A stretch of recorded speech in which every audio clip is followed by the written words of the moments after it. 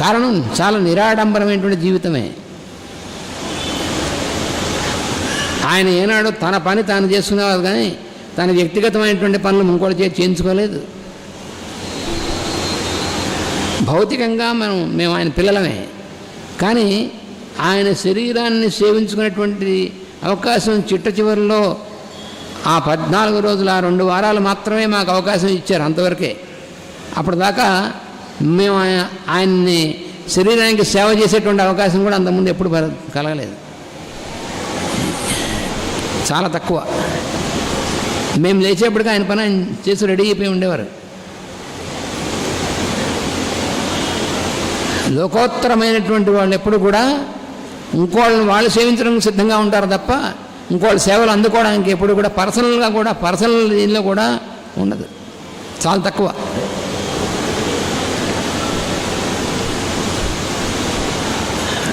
అందుకని గురువులు అంటే మాస్టర్ ఆయన నిండు చెప్తూ ఉంటారే, శిష్యుల చేత శిష్యుడి ఇంట్లో ఏవో పళ్ళు పండితే కాయలు కాస్తే అవన్నీ దీవించుకును, లేకపోతే తన ముక్కుపొడం డబ్బాలో ముక్కుపొడం వేయించుకును, లేకపోతే తను మాలిష్ చేయించుకును, ఇవన్నీ వాళ్ళు గురువులు ఎప్పుడు చేయరు. వాళ్ళు ఇంకోళ్ళని సేవించడమే తప్ప ఇంకోళ్ళ సేవలు అందుకునేటువంటి స్థితిలో వాడు ఎప్పుడూ ఉండరు. అది మాస్టర్ గారి యొక్క జీవితం అంటే. లోకోత్తరమైన పని ఆయన చేసిన ఏ ఒక్క పని మనం చేయలేము. ఆయన రచించినటువంటి గ్రంథాలు కానీ, ఇచ్చినటువంటి ప్రవచనాలు కానీ, ఆయన చేసినటువంటి హీలింగ్ కానీ, మనకి తెలిసినవే కాకుండా తెలియనటువంటివి ఎంత హీలింగ్ చేశారో, ఎంతమందికి ఏం చేశారో, మనకి ఎంతమందికి రక్షించారో, సేవ్ చేశారో ఏమి మనం చెప్పగలం? అవన్నీ చేసి నిరాడంబరంగానే ఉండేవారు. ఎప్పుడు ఎవరికి ఆల్వేజ్ రెడీ టు సర్వ్, అదే ఆయన జీవితం అంతా. అదే మనకు ఆదర్శం అనేటువంటి. అందుకే మనం ఆయన ఎందుకు స్మరించాలంటే అర్థం అంటే మనం కూడా గురువులు అయిపోవని అర్థం కాదు. ఆయన నడిచినటువంటి బాటలో మనం కూడా జీవితాంతం వరకు వీలైనంత వరకు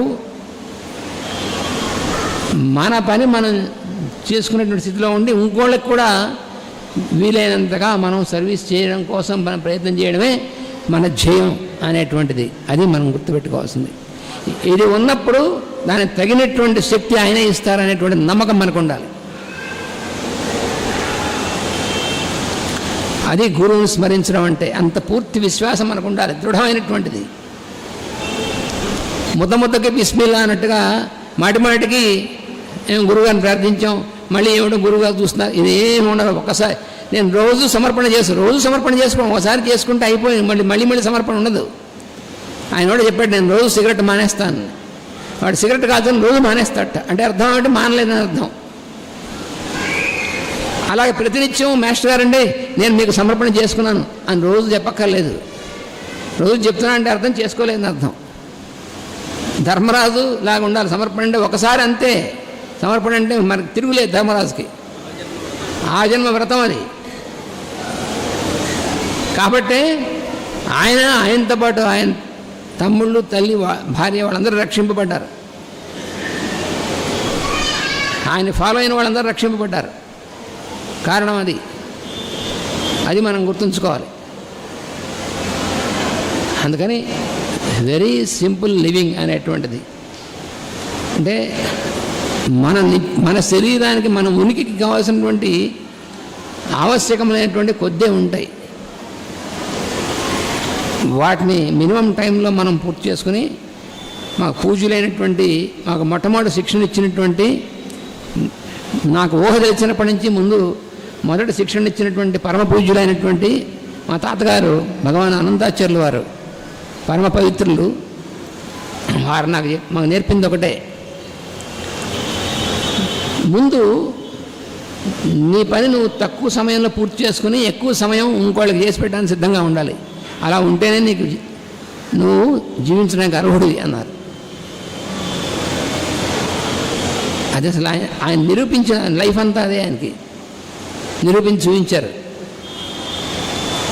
అదే ఆయన్ని గురించి ఆయన ప్రథమ పుత్రుడు అయినటువంటి మాస్టర్ గారు, అలాగే భరద్వాజ మాస్టర్ గారు వాళ్ళు చెప్పినవి సందర్భాల్లో వింటే అర్థమవుతుంది ఆయన ఎటువంటిదో. ఆయన గురించి ఆయన ఎటువంటి తండ్రి, ఎటువంటి గురువు, ఎటువంటి శిక్షణ ఇచ్చారో అదే శిక్షణ అదృష్టవశాత్తు చిన్నప్పుడు నేను కూడా ఆయన దగ్గర ఉండడం జరగడం వల్ల బాగా ఊహ తెలిసింది. నాకు 17 సంవత్సరాలకు అక్కడే ఉన్నాను తాతగారి దగ్గర.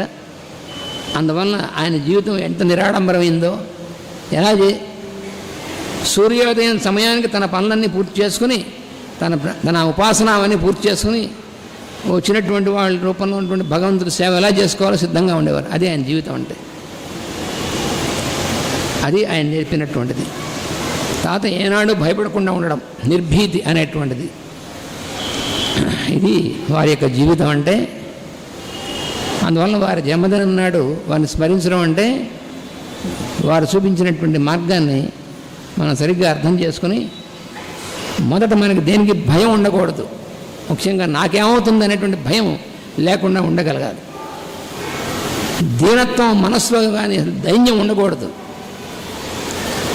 భ్రమలు వస్తుంటాయి, ఎవరికైనా వస్తాయి, మానవులకు సహజం. కానీ మాస్టర్ గారు ఏమన్నారంటే, సివి గారు, ట్రిక్ నీకు వచ్చేటువంటి భ్రమల్ని నువ్వు నాకు సమర్పణ చేస్తే వాటిని భ్రమగొలు పెట్టి చేస్తాను, నీ జోలికేం రావు అన్నారు. ఆ ధైర్యంతో మనం ఎప్పుడు కూడా నడుస్తూ ఉండాలి. అప్పుడే మనం ఏమైనా చేయగలం.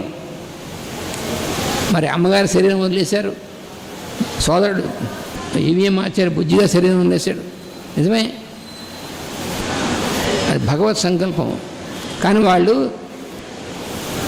ఎప్పుడు భయపడలేదు, పెరిగితానం లేదు. చివరిదాకా వాళ్ళు చేసినటువంటిది మన సోదరుడు ఈవీఎం ఆచార్యని చూసాం కదా మనం.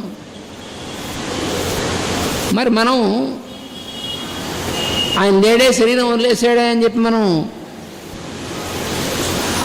అలా డిప్రెషన్లో ఉండిపోయి మనం చేయాల్సిన కర్తవ్యాన్ని మనం మానేయడం కాదు, మనం చేయాల్సింది. వాళ్ళు ఏ విధంగా చివరిదాకా కూడా వారు చెప్పినటువంటి మార్గం నడిచారో, చివరిదాకా కూడా ఎలా అయితే చేశారో మనం కూడా చేయడం సిద్ధంగా ఉండాలి. అప్పుడే మనం వాళ్ళ ఎందు మనం గౌరవం ఉన్నట్టు లెక్క.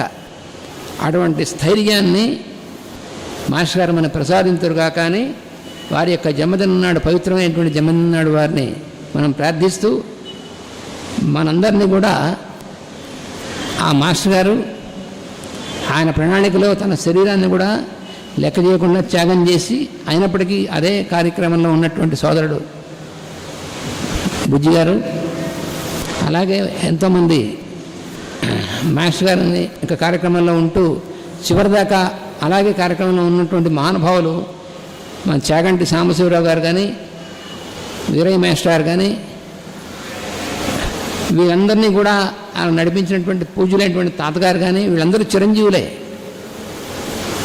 ఆ స్ఫూర్తితో మనం కూడా ఉండాలి తప్ప, మనం అదే ధైర్యంతో మనం కూడా పనిచేస్తూ ఉండాలి. మాస్టర్ గారు ఆ విధంగా మనం నడిపించరు కాక. స్వస్తి.